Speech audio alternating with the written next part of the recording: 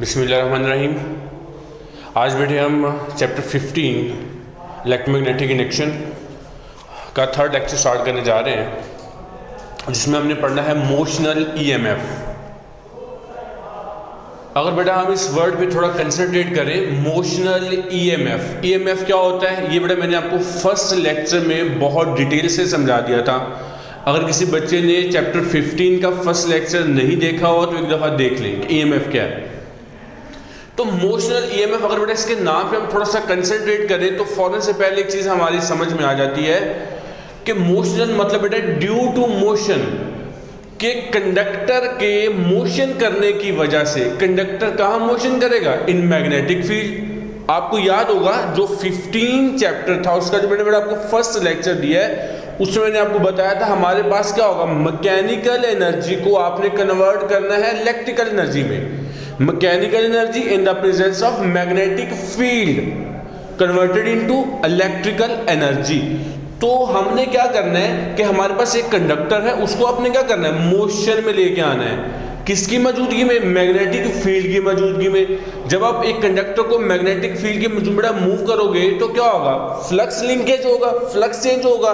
जब flux change होता है तो क्या होगा, उसमें ईएमएफ इंड्यूस हो जाता है। ये होता है बेटा मोशनल ईएमएफ। अगर आप इसे बेटा डिफाइन लिखना चाहते हो तो डिफाइन लिखिए।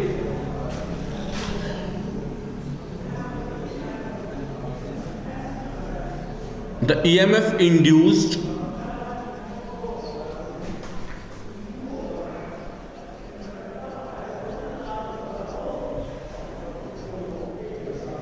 by the motion of conductor across the magnetic field is called motional EMF. इसके बेटा फार्मूला जो है वो ये है, negative into v B L sine theta. ये बेटा इक्वेशन है जो डेरिवेशन अभी हम करने जा रहे हैं। हमने एक्चुअल में ये प्रूव करना है। ये इंड्यूस ईएमएफ को शो कर रहा है और इसकी बेटा इंड्यूस ईएमएफ का वैल्यू हमारे पास ये आ जाएगा।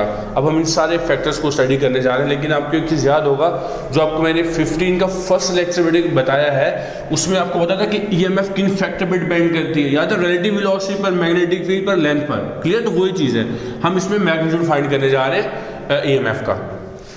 तो अब हमने देखा कि मोशनल ईएमएफ मतलब मोशन की वजह से ऐसा है।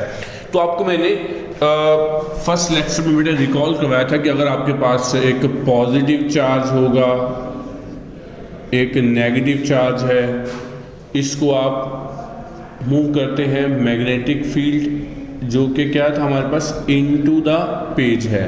क्रॉस क्या शो करेगा? Into the page. ओके, ये है। जब ये इधर मूव करेंगे तो राइट हैंड पाम रूल से आपको बताया था पॉजिटिव चार्ज अपवर्ड चला जाएगा, नेगेटिव चार्ज है डाउनवर्ड। क्लियर? ये मैग्नेटिक फील्ड, ये पॉजिटिव चार्ज और ये फोर्स अपवर्ड लगेगा। हम ये जूम कर लेते हैं कि यहाँ पर क्या है, एक कंडक्टर है। हमने इसको क्या बना लिया, एक कंडक्टर। ये एक कंडक्टर है जो कि पॉजिटिव और नेगेटिव चार्जेस से बना हुआ है। तो इससे जब हम एक कंडक्टर को मैग्नेटिक फील्ड में लेके जाएंगे, अक्रॉस द मैग्नेटिक फील्ड ये मूव होगा।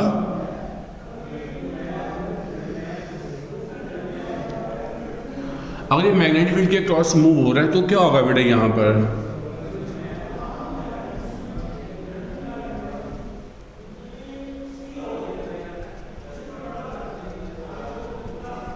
ओके एक तरफ पॉजिटिव चार्ज बैंड हो जाएंगे जो अपवर्ड डायरेक्शन में अपर एंड है, यहाँ पर पॉजिटिव चार्ज की कंसंट्रेशन आ जाएगी, लोअर एंड पे क्या होगा, नेगेटिव चार्ज आ जाएगा। तो हमने क्या देखा कि कंडक्टर है, जो कंडक्टर की वेलोसिटी है वही इसके अंदर जो चार्जेस हैं उनकी वेलोसिटी है। तो आपने जो मैग्नेटिक फोर्स है चैप्टर 14 में पढ़ा हुआ है कि चार्जेस पे अप्लाई होने वाला जो मैग्नेटिक फोर्स है उसका वैल्यू क्या होता है, जिससे हम मेरे एफ एम से शो करते हैं। उसका मैग्नीट्यूड लिख रहा हूँ जो क्या था, q into we into B. ये क्या आ गया हमारे पास, मैग्नेटिक फोर्स का वैल्यू जो इन कंडक्टर में मौजूद चार्जेस पे अप्लाई हो रहा है जब वो क्या करेगा, एक कांस्टेंट मैग्नेटिक फील्ड में मूव होगा। ओके, अब हमने देखा ना जब ये मूव हुआ तो यहाँ पर पॉजिटिव चार्ज, यहाँ पर नेगेटिव, मतलब क्या हुआ, एक एंड हायर पोटेंशियल, दूसरे एंड क्या बन गया, लोअर पोटेंशियल। आपको याद है, इसका मतलब यह है कि यहाँ पर क्या आ जाएगा, पोटेंशियल डिफरेंस क्रिएट होगा। क्या हो गया, पोटेंशियल डिफरेंस। हम ये कह सकते हैं कि यहाँ पर जो पोटेंशियल है उसको हम VA कह लें, यहाँ पर जो पोटेंशियल है उसको बड़ा हम VB अगर कह दें तो क्या हम देख रहे हैं, हमें पोटेंशियल में चेंज आ रहा है। अब जो पोटेंशियल में चेंज होगा हम उसको यूँ लिख सकते हैं, VA minus VB is equal to del V, change in potential. और ये मैंने आपको जो ये, अब देखो ये जो बेटा चेंज इन पोटेंशियल है ये वाला, ये किस वजह से क्रिएट हुआ है, ये इस वजह से क्रिएट हुआ है कि जब आपने इस कंडक्टर को मूव किया है, किसको मूव किया, कंडक्टर को। इसका मतलब ये हो बेटा कि कंडक्टर को जब मूव करेंगे तो EMF इंड्यूस होगा। अब उस वो जो EMF इंड्यूस हुआ है वो हम क्या देख रहे हैं कि पॉजिटिव चार्ज ऊपर है, नेगेटिव चार्ज नीचे है, और वही क्या है, पोटेंशियल डिफरेंस। आपको बताया था एक एंड अब हायर पोटेंशियल दूसरा लोअर होगा तो यहाँ पर EMF होगा, क्या होगा, EMF एग्जिस्ट कर रहा है। तो ये जो EMF है बेटा वो किसके इक्वल है, वो इसी पोटेंशियल डिफरेंस के इक्वल है। मैं इसको बेटा भी प्रूव करवाता हूँ। इसका मतलब है कि ये जो डेल V है ये किसके इक्वल है, ये EMF के इक्वल है। अब इस चीज़ का बेटा मैं आपको कॉन्सेप्ट देने जा रहा हूँ, ये आपने चैप्टर 13 में पढ़ा हुआ है।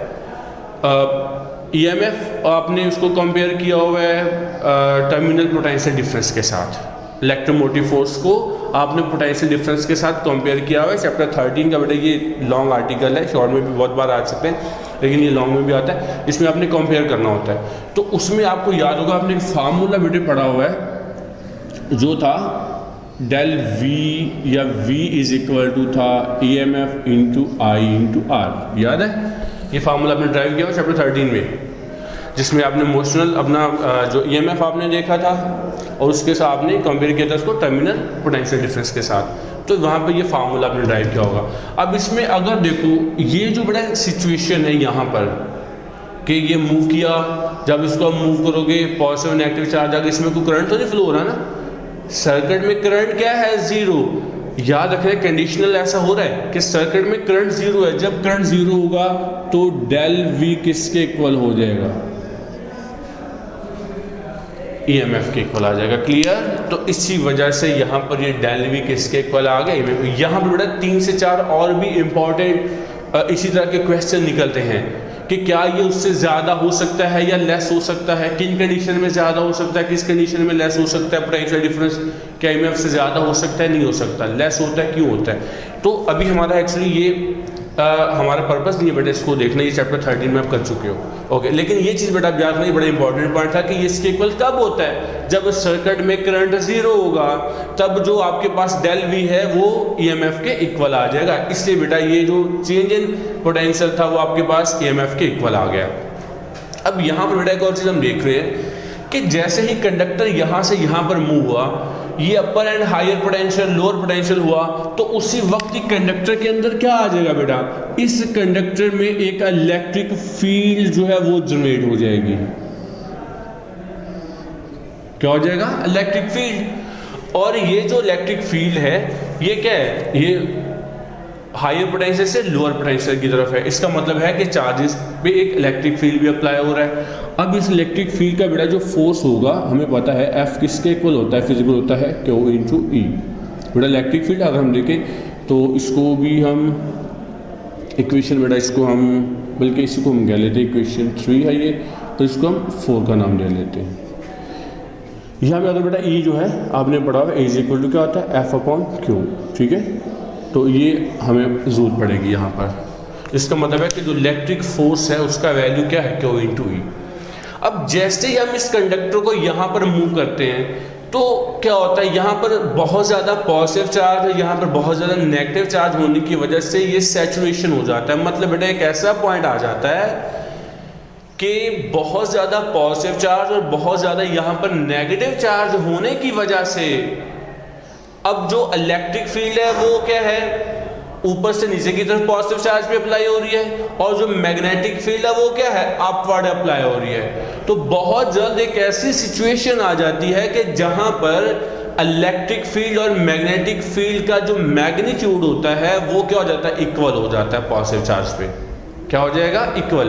उसके बाद चार्ज किसी तरफ डिफ्लेक्ट नहीं करेगा। मैं फिर से रिपीट कर रहा हूँ, समझिए। जब से कंडक्टर बेटा मूव होकर यहाँ से यहाँ पर जाएगा, यहाँ पर पॉजिटिव चार्ज आ जाएगा, यहाँ पर नेगेटिव चार्ज। क्यों आएगा ये मैं आपको बता चुका हूँ, और वो जो फोर्स लगेगा वो ये है। ओके, उसके बाद जैसे ही यहाँ पर पॉजिटिव यहाँ पर नेगेटिव चार्ज आएगा तो यहाँ पर क्या होगा, इलेक्ट्रिक फील्ड बेटा यहाँ पर जनरेट हो जाएगी। अब इलेक्ट्रिक फील्ड का वैल्यू क्या है, उसका हम इक्वल एफ ओवर क्यू होता है। अगर आपने एफ फाइंड करना हो तो क्यू इंटू ई आ गया।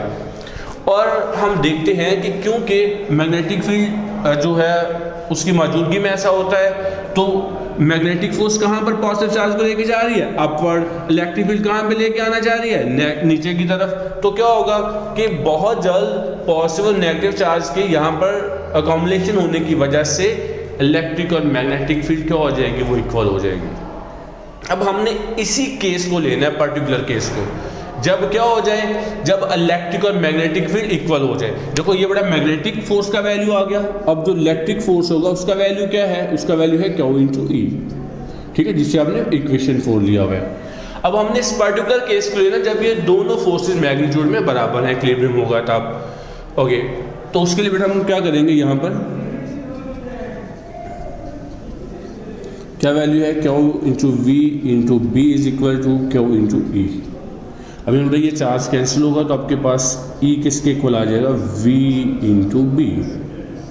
ओके, तो ये इक्वेशन आ गई हमारे पास एक। इक्वेशन नंबर 5 इसको क्या लेते हैं।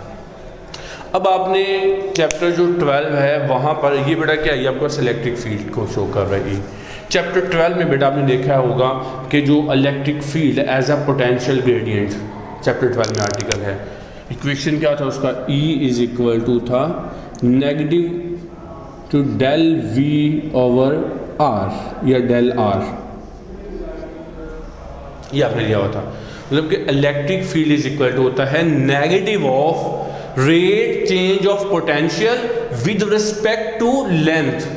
हम इसको ऐसा भी लिख सकते हैं,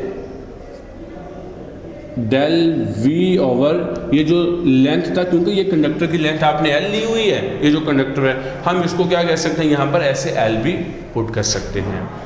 तो ये हमारे पास किसका वैल्यू है, ये हमारे पास था electric field as a potential gradient. तो क्योंकि यहाँ पर इलेक्ट्रिक फील्ड बेटा है, इलेक्ट्रिक फील्ड क्रिएट हुई ना यहाँ पर, पॉजिटिव चार्ज यहाँ पर नेगेटिव चार्ज होने की वजह से, तो हम यहाँ पर यही इलेक्ट्रिक फील्ड का बड़ा जो वैल्यू है यहाँ पर हम वो ये पुट करने जा रहे हैं इस इक्वेशन में, इक्वेशन नंबर 5 में। क्या वैल्यू इलेक्ट्रिक फील्ड का, अब मैं बेटा इक्वेशन 5 में पुट करने जा रहा हूँ। जो वैल्यू है E का वैल्यू था डेल V ओवर L, हमारे पास ये वैल्यू आ जाता है। और हम इस इक्वेशन को रीअरेंज करें तो ये इक्वेशन क्या आ जाएगा हमारे पास, डेल V बेटे हम इधर रखते हैं, या इधर आकर negative into V B L, clear, ये इक्वेशन बन गई। अब बेटा अब मैंने आपको यहाँ पर शुरू में क्या बताया था कि डेल V किसके इक्वल है, EMF के इक्वल है। तो हमने यहाँ पर डेल V की जगह पर उसका वैल्यू बेटा पुट करेंगे, तो इसका मतलब है ये EMF के इक्वल है। हम इसको जब रीअरेंज करेंगे इक्वेशन को, तो ये बेटा आपके पास क्या बनेगा, नेगेटिव V B L। ये हमारे पास आ गया मैग्नीट्यूड मोशनल EMF का, क्लियर। अब बेटा यहाँ पर एक और चीज़ आपको बताता हूँ मैं कि मैंने यहाँ पर जो ये इक्वेशन लिखी थी negative into v B L sine theta, अब देखते हैं यहाँ पर साइन का क्या फंक्शन है। तो बेटे साइन का फंक्शन ये है कि जो आपके पास कंडक्टर है और मैग्नेटिक फील्ड है, ये क्या है, परपेंडिकुलर। जब ये परपेंडिकुलर आते हैं तभी हमारे पास EMF का वैल्यू आता है। देखो ना बेटा, मान लिया कि अगर आपके पास मैग्नेटिक फील्ड है, इस तरफ है बेटे मैग्नेटिक फील्ड, तो लेंथ आपने ये ली हुई है कंडक्ट, ये क्लियर। अब देखो ये बड़ा लेंथ L और मैग्नेटिक फील्ड में एंगल क्या है, 90 एंगल है, तो तभी आपको EMF इंड्यूस हो रहा है। अच्छा, अगर ऐसा हो जाए कि मैग्नेटिक फील्ड भी, ये मैग्नेटिक फील्ड है और हम बेटे कंडक्टर को भी ऐसे प्लेस कर दें, लेंथ उसकी ये कर दें, क्या अब इसमें कोई EMF इंड्यूस होगा, नहीं होगा। इसका मतलब ये हुआ कि जो मैग्नेटिक फील्ड और कंडक्टर है, ये किसको ओबे कर रहा है? क्या ये यहाँ पर क्या आ रहा है बेटा? कॉस, ये यहाँ पर कॉस को ओबे करेगा, यहाँ पर किसको ओबे करेगा? साइन को। अगर बेटा हम कॉस लेते हैं उसके साथ इसकी वैल्यू 0 आ रही है। यहाँ पर क्या है? परपेंडिकुलर है कि मैक्सिमम आ रहा है? तो परपेंडिकुलर हमारे पास मैक्सिमम किस में आता है? साइन थीटा में परपेंडिकुलर मैक्सिमम आता है। तो इसलिए हम इस इक्वेशन को क्या लिख देंगे? ये जो इक्वेशन है हमारे पास, induced EMF is equal to negative into V B L into sine theta. ये बड़ी हमारे पास इक्वेशन आ गई है। क्लियर? अब इसमें जो नेगेटिव साइन है, एक तो ये हम आगे जो बेटा मेरा थर्ड लेक्चर होगा जो नेक्स्ट आने वाला है, उनमें आपको बेटा लेंस लॉ, एक्चुअली ये बेटा लेंस लॉ को बता रहा है। लेंस लॉ कहता है कि जिसकी वजह से चेंज, जैसे इंड्यूस करंट है, इंड्यूस करंट जिस वजह से उसको अपोज करेगा। इस पर हम इंशाल्लाह थर्ड लेक्चर में बात करेंगे। ओके, अब उसके बाद एक बड़ा लास्ट पॉइंट अब आपको बताने वाला रह गया। जैसे मैंने आपको शुरू में बताया था, इसमें आपने क्या फाइंड करना है? करंट फाइंड करना है। क्या फाइंड करना है? करंट। ओके, अब ये तो सिचुएशन आ गया हमारे पास। इस सिचुएशन में हमने क्या देखा है? हमने सिचुएशन में देखा है कि यहाँ पर करंट फ्लो नहीं हो रहा, जितना मैग्नेटिक फील्ड है उतना ही क्या है? इलेक्ट्रिक फील्ड है। ओके, अब हमारे पास दो कंडीशन है। एक कंडीशन तो ये है कि हम, अगर हम चाहते हैं कि करंट फ्लो हो, और बेसिकली हमारा है क्या? करंट इंड्यूस करना तो है हमारा पर्पज, इसका आपको बताया था मैंने शुरू में। तो दो बेटे हमारे पास इसमें चॉइस है, दो कंडीशन है हमारे पास ऐसा करने के लिए। वो क्या है कि ये जो कॉइल था, हम इसको जिस स्पीड से मूव कर रहे थे ना बेटा, और उस स्पीड पर मूव करते हुए इलेक्ट्रिक और मैग्नेटिक फील्ड बराबर हो गए। अगर हम उसी स्पीड से मूव करेंगे तो ये बराबर ही रहेंगे। हम क्या कर दें? इसकी स्पीड को बढ़ा दें एकदम। जब स्पीड को एकदम बढ़ाएंगे तो क्या हो जाएगा कि मैग्नेटिक, ये जो बढ़ा स्पीड को बढ़ाएंगे, ये जो जैसे है, अगर स्पीड बढ़ेगी तो क्या हो जाएगा? इंड्यूस ईएमएफ बढ़ जाएगी। तो हम ये देख लेते हैं कि जो मैग्नेटिक फील्ड है, मैग्नेटिक फील्ड बढ़ जाएगी, जिसकी वजह से हम कह सकते हैं कि इलेक्ट्रिक फील्ड से ज़्यादा मैग्नेटिक फोर्स जो है, वो मैग्नेटिक फील्ड जो है वो एक्टिव हो जाएगी। अब दूसरी कंडीशन क्या है बेटा? दूसरी कंडीशन ये है कि हम इसके साथ, ये जो कंडक्टर है ना, हम इस कंडक्टर के साथ क्या कर दें? सर्किट बेटा अप्लाई कर दें। देखो मैं यहीं पर ड्रॉ करने जा रहा हूँ। हम इसको सर्किट को कंप्लीट कर दें। कैसे कंप्लीट करेंगे? हम यहाँ पर क्या कर दें? ये बेटा यहाँ पर हम दो कंडक्टर रख दें। एक कंडक्टर बेटा हमने, ये देखो दो कंडक्टर आपने रख दिए। इसको बेटा हम क्या कर दें? यहाँ पर अटैच कर दें गैल्वेनोमीटर के साथ। गैल्वेनोमीटर क्या करता है? करंट की डिटेक्शन करता है। अब क्या है? यहाँ पर पॉजिटिव चार्ज है, ये बड़ा सर्किट कंप्लीट हो गया, क्लोज सर्किट है। अब क्या होगा कि यहाँ पर पॉजिटिव, क्योंकि पोटेंशियल डिफरेंस भी है, पॉजिटिव चार्ज क्या होंगे बेटा? यहाँ से इस डायरेक्शन में मूव होना शुरू हो जाएंगे। जब पॉजिटिव चार्ज इस डायरेक्शन में आएंगे तो मतलब क्या होगा? जिस डायरेक्शन में पॉजिटिव चार्ज फ्लो होगा वही डायरेक्शन होता है करंट का। तो अब करंट यहाँ पर किस डायरेक्शन में आ गया? एंटी क्लॉकवाइज डायरेक्शन में। किस डायरेक्शन में आया है? Anti clockwise. इसको बेटे हम वैसे भी इसको फाइंड कर सकते हैं राइट हैंड रूल से भी। ये देखो, ये मैग्नेटिक फील्ड है, ये किसकी वैल्यू है? ये वैल्यू है मोशन ऑफ कंडक्टर। तो ये आपके पास क्या आ जाएगा? करंट बेटा। ये देखो, ये आपके पास करंट को आ जाता, तो क्या इस तरह बेटा ये मूव होने शुरू हो जाएगा। क्लियर? तो क्या गया? Anti clockwise. वैसे देखो बेटा हाई पोटेंशियल यहाँ से इधर आना है, तो ये एंटी क्लॉकवाइज डायरेक्शन में करंट फ्लो होगा। ओके, उसके बाद ऐसा करने से क्या हुआ? ऐसा करने से ये हो गया कि जो इलेक्ट्रिक स्ट्रेंथ थी, यहाँ पर इलेक्ट्रिक फील्ड थी, वो ज़रा वीक हो जाएगी। क्यों वीक हो जाएगी? क्योंकि इलेक्ट्रिक फील्ड क्यों जनरेट हुई? यहाँ पर बहुत ज़्यादा पॉजिटिव चार्ज और यहाँ पे बहुत ज़्यादा नेगेटिव चार्ज थे। तो जैसे ही बेटा इसमें करंट फ्लो शुरू हुआ, यहाँ पर जो पॉजिटिव चार्ज की बहुत ज़्यादा जो अबंडेंस इसकी थी, या नेगेटिव की अबंडेंस थी, वो डिक्रीज होना शुरू हो जाती है, फ्लो आ जाएगा, जिसकी वजह से इलेक्ट्रिक फील्ड यहाँ पर क्या हो जाएगी? ज़रा कम हो जाएगी। मैग्नेटिक फील्ड क्या हो जाएगी? वो स्ट्रॉन्ग हो जाएगी, डोमिनेट हो जाएगी, और इसमें ईएमएफ जो है वो इंड्यूस होना शुरू हो जाता है। क्लियर? तो ये बेटा इसमें करंट की डायरेक्शन आ गई। अगर हम इसी कंडक्टर को इस तरफ मूव करेंगे तो करंट क्या हो जाएगा? क्लॉकवाइज डायरेक्शन में आ जाएगा। तो ये बेटा आज का हमारा लेक्चर था मोशनल ईएमएफ। उम्मीद करते हैं आपको बड़े अच्छे से समझ आ गया होगा। अब इसकी डेफिनेशन देखो, ये बेटा आपको पता चल गया ना आपको कि ईएमएफ इंड्यूस होता है, किस वजह से होता है? Due to motion of conductor. इस कंडक्टर को आपने मूव करना होता है across the magnetic field, magnetic field के अक्रॉस, देन यू गॉट जो मोशन ईएमएफ कहते हैं, और आपको बेटा फाइनल जो वैल्यू है वो ये आ जाती है। उसके बाद मैंने आपको बता दिया कि आपने कंडक्टर लेना है, उसको बेटा ये मैग्नेटिक जो फोर्स बेटा उसका वैल्यू आपने ले लिया, यहाँ पर इलेक्ट्रिक फोर्स भी आ जाएगी, उसका बेटा वैल्यू ले लिया, दोनों को इक्विवेलेंट कर दिया आपने। ये इक्वेशन आ गई। यहाँ पर आपने बेटा ई का वैल्यू पुट करना है, electric field as a potential gradient, वो बेटा आपने इक्वेशन पुट की। उसके बाद ये इक्वेशन आ गया और डेल वी बेटा ईएमएफ के इक्वल होता है, उसका वैल्यू पुट कर दिया। उसके बाद आपको मैंने साइन का फंक्शन समझा दिया। बेस्ट ऑफ लक, अल्लाह हाफिज़।